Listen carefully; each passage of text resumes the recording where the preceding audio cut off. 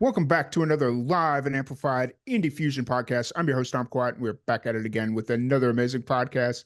Today, we have a very special guest joining us. We have Anthony Vaughn. How's it going today? I'm great, Tom. Thanks very much. Yeah, glad to have you here. How's everything going for you? Everything's going great. It's a lot of rain here in Toronto, Canada. It's I guess the remnants of the hurricane, so it's Mm, just raining cat and dog here. So, yeah, fair enough. We went through that on Monday. So, except yeah, I'm pretty sure we got it a little bit worse because I actually live down in Texas. So it went, yeah. right I past heard you us. guys got it worse. Yeah, Yeah. exactly. So, but excited to have you on. So you're from Canada. Are you born and raised Toronto, or I am born and raised in Toronto, and I live in a town just outside of Toronto now called Milton, Ontario. okay? Yeah. Awesome, awesome.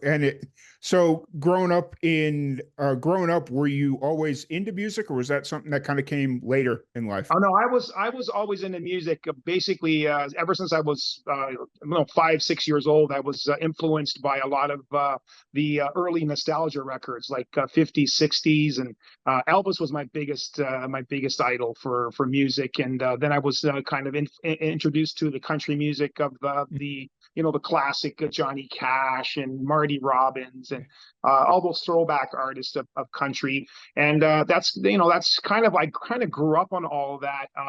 As I was growing up, a lot of my friends were into like the new wave, the '90s country, and I Mhm. was kind of into that. I like that Memphis. I like that old sound, country Memphis sound. I've Yeah, always liked that. Yeah. yeah. Memphis has always had their own cool, unique twist on any genre of music, which Yeah. is makes it really interesting. So growing is that kind of what inspired you to start pursuing music as like singing and writing and all that stuff, or Well, to be honest, Tom, what happened was I was always into music, and I started joining cover bands. So I would okay, be doing cover bands, like even starting off doing wedding cover bands, and then it even branched off to where someone dared me to go into an Elvis contest. And then that's kind of where I knew that music was for me. So mm, I entered one of those, and I won one of those contests, and I started doing Elvis for about 5, 6 years. I did that for a long time, and realized that writing music was always something that I could do, because I could play guitar, I could write music, and I was very good at always listening and soaking up a lot of sounds that I hear, a lot of songs, a lot of hooks. And so when I started realizing that I could write good songs, was I guess back in the millennium. I knew I could write songs. I started writing down a lot of songs. I had about maybe 40 to 50 songs that I had written, and I had met my first producer back in 2001, Greg Kavanaugh, a Juno Award winner here. And he actually put a lot of the songs that I had, he put down and said, "You got something here." And the first single that I had out in 2021 was "Going to Memphis," because, as you know, like I was telling you, I'm influenced by that sound. yeah. And that did really good on the country music charts. I mean, it charted for a long time, and 2021, it did really well. Nice, nice, nice. You brought up that you won an Elvis impersonation contest, and that really was kind of interesting to me because I grew up in Chicago, and that was a very big thing in Chicago. Yeah, Was I anytime heard you, about that. yeah, Yeah. especially in like the '90s and early 2000s, it was like there always seemed to be like an Elvis impersonator performing somewhere, or there was a contest somewhere, and it was a lot. Well, there was a lot of that going on in Chicago. So when you brought that up, I just had flashbacks of seeing Okay. Elvis impersonators. Yeah, well, I mean, with me, I learned a lot, because I mean, to be an Elvis tribute artist, Mm, there's a lot that goes into it. Like, you have to study it. You have to make sure that the costumes are dead on. The mannerisms have to be there, and his music and his moves and the way he yeah, commands an audience.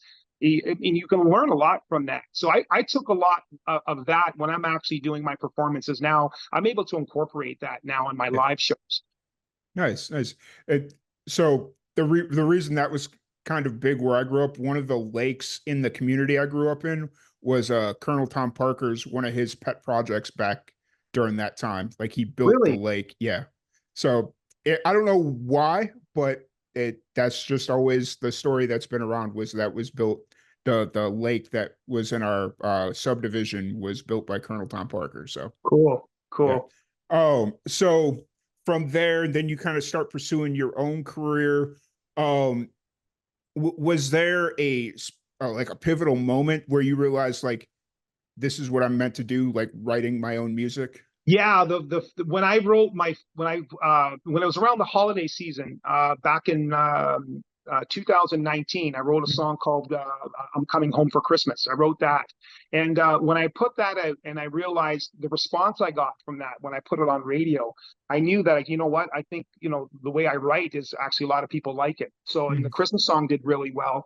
And then what I did was I kind of did that more of like this traditional style Christmas song, and then I mm, was then in a couple years I put a little bit of a Nashville twist to it, a little bit more of a country sound to it. So now you hear the remix of that "Coming Home for Christmas," and that did really good in 2021. We put that out, and that stayed on the charts for about 8 weeks, and everybody loved it. And so that's when I really knew, when I put out that Christmas song. I said, you know what? A lot of my songs, and bringing out the old catalog, I would just go through them and find out, okay, this one would be good for an album, that one would be good for, some of them don't kind of have the legs for an mm. album, so you kind of go through them all. And I was able to put that first album together called "Shoulda Coulda Woulda," that 12-song album.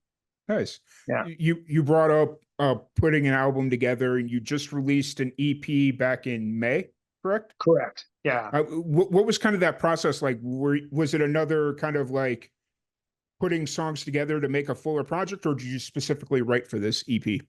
So what I did was, after the first album, I took a little bit of a break, about a year. I took a break from it, and then I just wanted to give more music out to my fans. I wanted to be still stay current out there. So I wrote a couple more songs, which was the "Kiss Me First" single, and that one was when I put my "Going to Memphis" song out, and then when the Elvis movie came out, I put that one out as well. It was called "Play Me an Elvis Song," and I know Mm, when you have your radio trackers that track your music for you, and then they tell you, look, the program directors will tell you, will comment, they'll go, he's kind of writing the same way. They kind of tell you, look, mm. he's got a, he's kind of writing it, because that's just the way I write, right? Yeah, So when I wrote "Kiss Me First," what I did was I kind of said, okay, so I took all the criticism and the constructive criticism from what the program directors were telling me, that he needs to be more of what we're listening to now. mm, And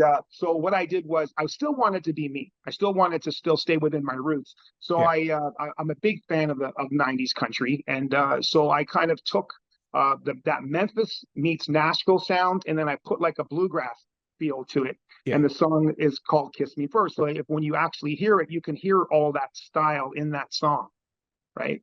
yeah, So yeah. and that was my main target for the EP. Was that single was going to be my main target of the EP, and then of course I rounded it off with the other ones that are on the EP, which is "Facebook Fantasy," "Girls Night Out" is the title of the Yep. EP, and then I put the Christmas song as the bonus on the EP.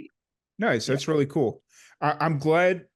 A little side note: I'm glad that independent musicians and just like musicians in general is starting to write original Christmas music, because it's like I feel like we went through a long phase where it was a lot of covering stuff that was already been written, or covering like Christmas classics.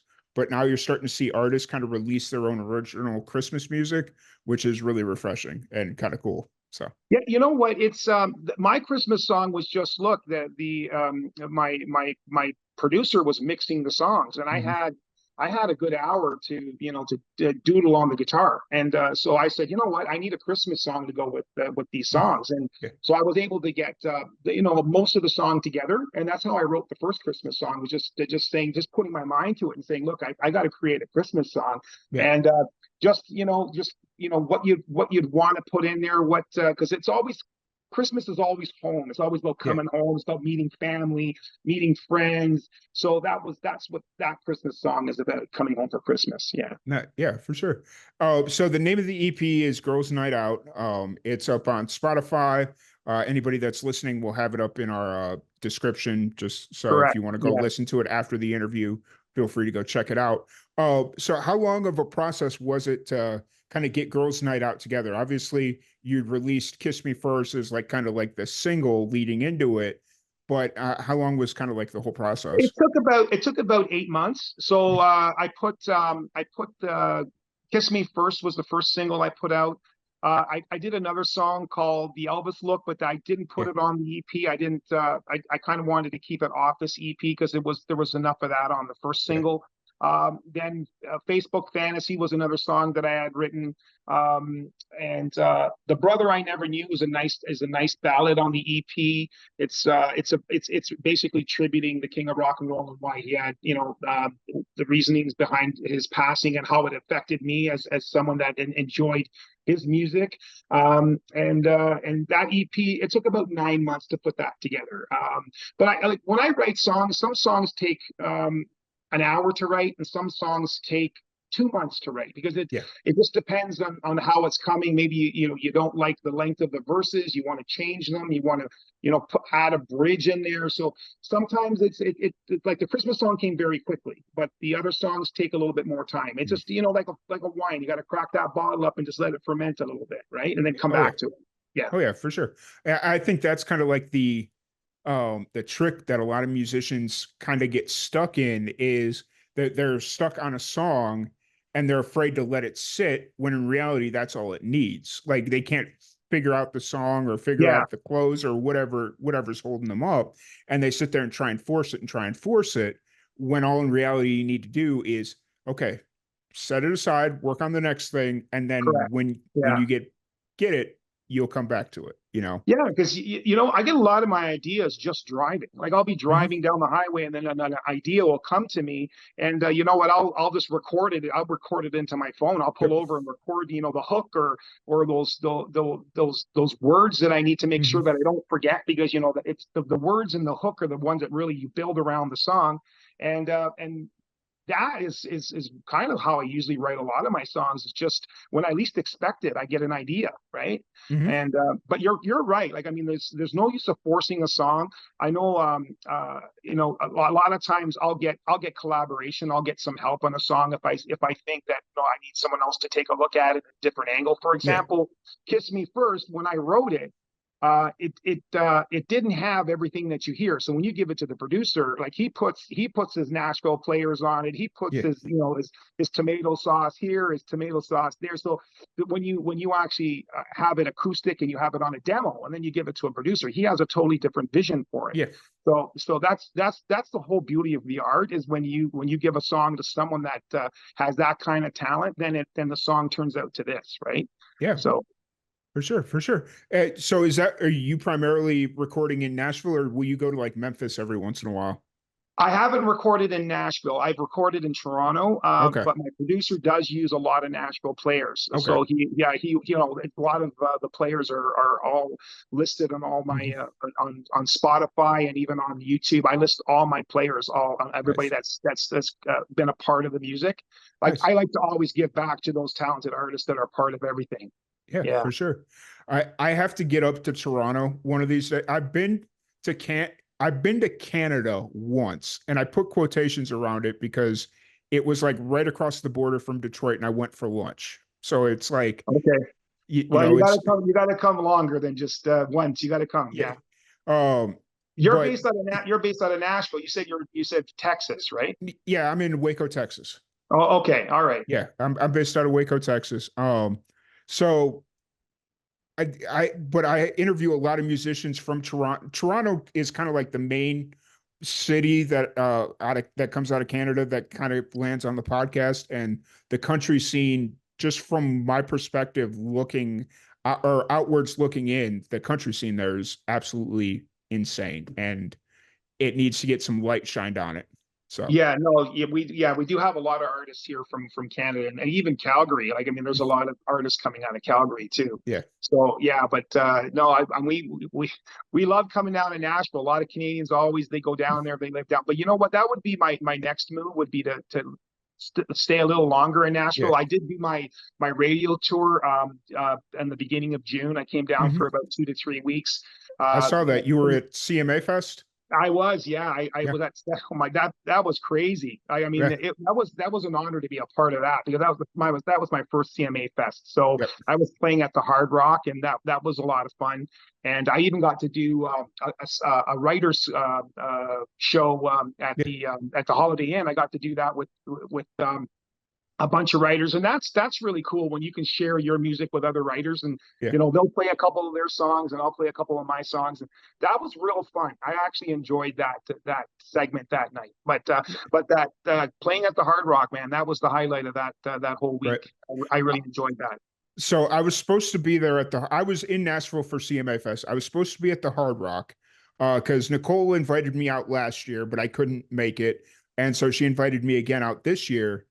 And so I was like, okay. And I kind of started planning out this trip to come out. And it was going to be, I was going to do like a live podcast thing on Wednesday night, come out, spend all day at the Hard Rock on Thursday. If I hang around Friday, cool. If not, I'll just head back to Texas and it'll be a quick little trip to Nashville.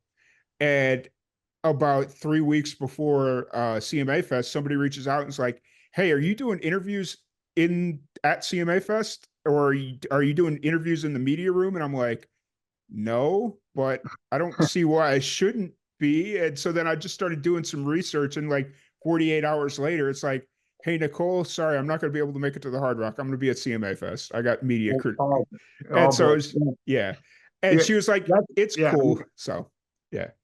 But I'm glad you guys had a really good time at that. How was the turnout? It was good. No, it was actually very, very good. I mean, I enjoyed it. It was my first one at 615 Yeah, at her fest. It was really cool. Her live event.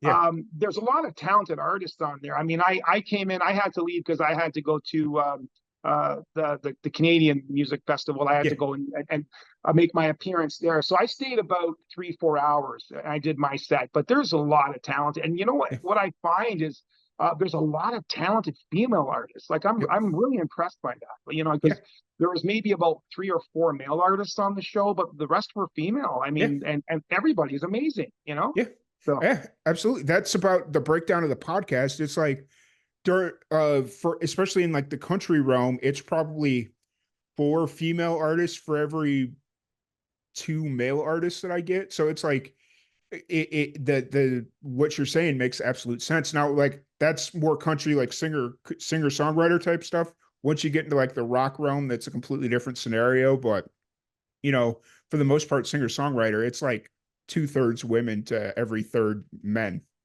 yeah, So, wow, wow. but no, I'm glad you had a good time in Nashville. Had a good 615 Live. Had a good turnout. It looked like a whole bunch of fun.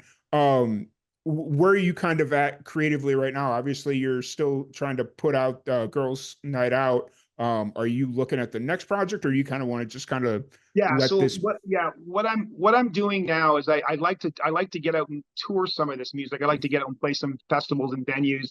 I'm taking a little bit of a trip break. I promised my family we're going to Italy. We're doing a cruise, right? Nice. So I promised them this trip, which will be Italy, France, Spain. So that'll be a couple weeks. Then when I get back, I definitely want to tour this music. Mhm. I have a goal of writing another Christmas song before the holiday season. So I like to write that. And Mhm. then after that is out, I'll probably start working on my next EP. Nice.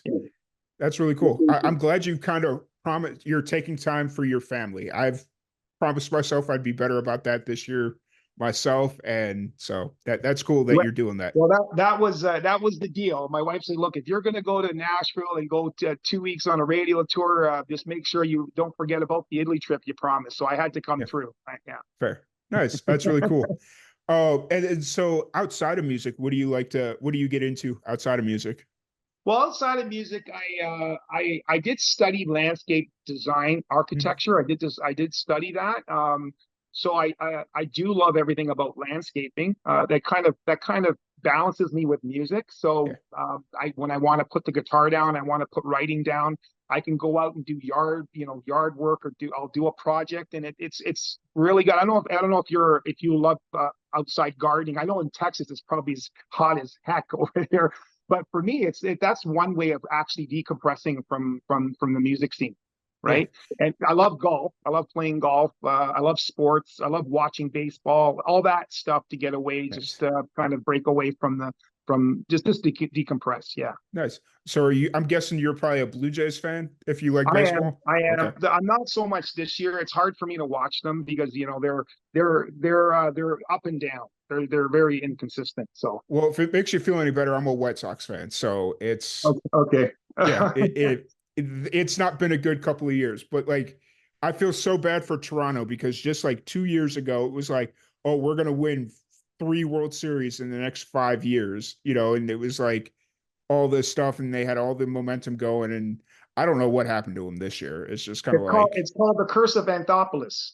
Yeah, okay, yeah, because he went to the Dodgers, and then our GM mhm, our GM went to the Dodgers, and then he went to Atlanta. So everywhere he goes, he wins.